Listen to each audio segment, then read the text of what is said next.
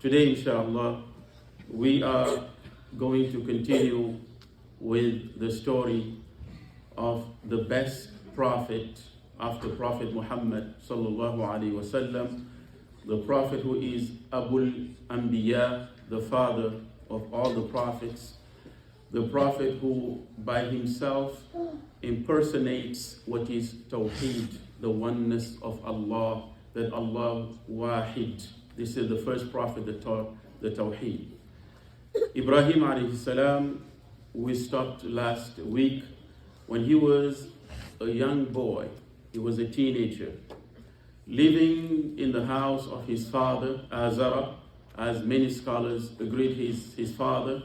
Even some say that was his uncle. Regardless, he was the father figure for him. Azara was his name.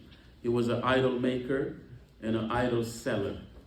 So one day, all the people in the city, including his family, they said, we are going to go out in the desert, out of the city, in order to do our festivals, in order to worship our gods and drink our alcohol and have some fun, have some party.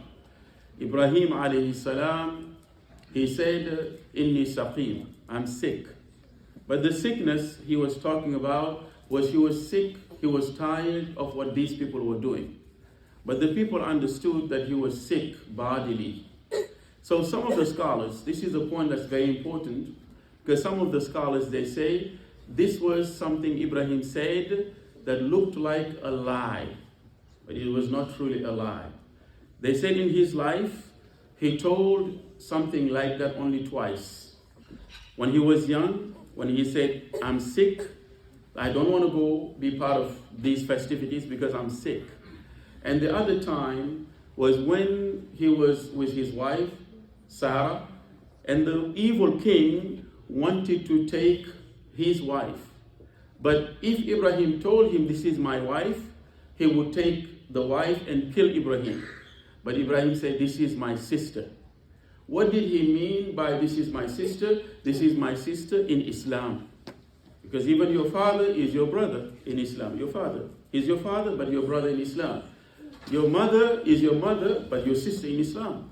Your wife is your wife, but your sister in Islam. Your husband is your husband, but your brother in Islam. Jazakallah khair. So therefore, Ibrahim saying that she is my sister, what he meant was my sister in Islam. So that was not a lie.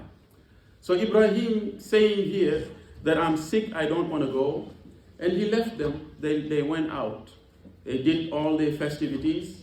This young boy, Ibrahim, who wanted to stand for the truth. This young boy who wanted to remove batil, falsehood, he stayed behind. When he stayed behind, what did he do? He took a machete or an axe. And what did he do? He went inside the temple. A temple is a place where people used to worship their gods. He went and he chopped off all the heads and the arms, the legs of all the gods inside the temple. All these gods were made out of wood. All these gods were made out of clay. And he told his father, he told the city people, why do you worship that which cannot see you, that which cannot hear you, nor can it benefit you? Why do you worship them? I see you in a plain error. So when they left and he cut off all these gods, he destroyed the whole place, completely destroyed. When they came back at the end of the day, they found everything on the floor. They were very upset. They were very angry.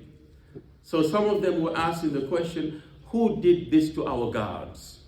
Who did this to our gods?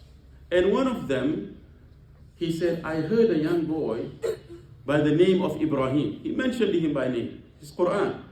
يُقَالُ لَهُ Ibrahim. I heard a young boy by the name of Ibrahim. He was talking rubbish about our gods. He was talking nonsense about our gods.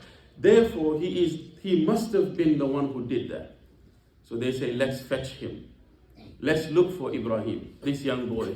He was a teenager at the time, maybe 12, 13, 14 years old. So let's bring Ibrahim. When they brought Ibrahim, alayhi salam, and the whole city was present. Everybody was standing. They brought him. And they asked him, Ibrahim, did you do this to our gods? Did you do this to our gods? Now, something that was very smart that Ibrahim did after he chopped off all the heads, he took the axe and left it around the neck of the biggest idol. He did not touch that one. He just let the axe hang over his neck. So when they asked him, who did this to our gods? He pointed at the big god. He said, look, he has the axe and all the others are on the floor. He's the only one with the axe. So who did it? He asked them. He said he must have done it.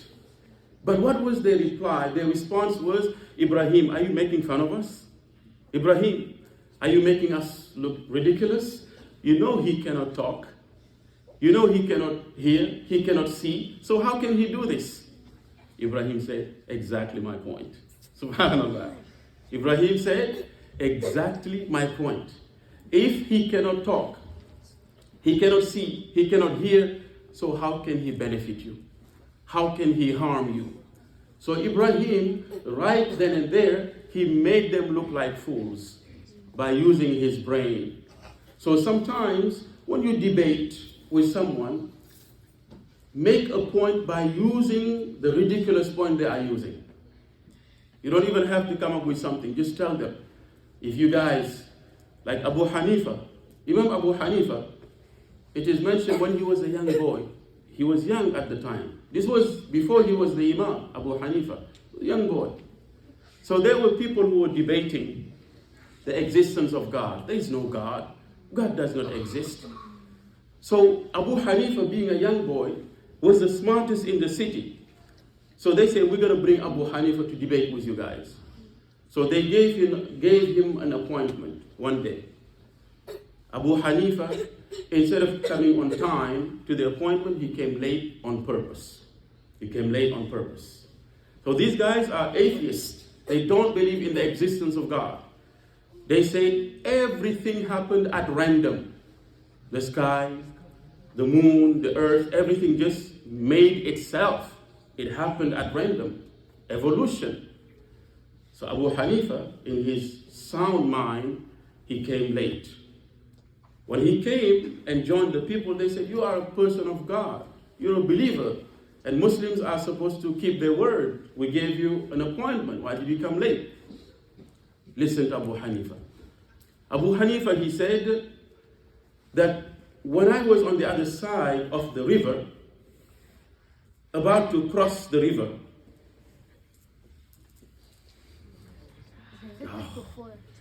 we'll finish tomorrow, inshallah. Oh my gosh, we'll finish it tomorrow, inshallah. It's almost time. I cannot finish it in 2 minutes. We stand up, get ready for salah. Tomorrow you know the rest, inshallah. Assalamu alaikum.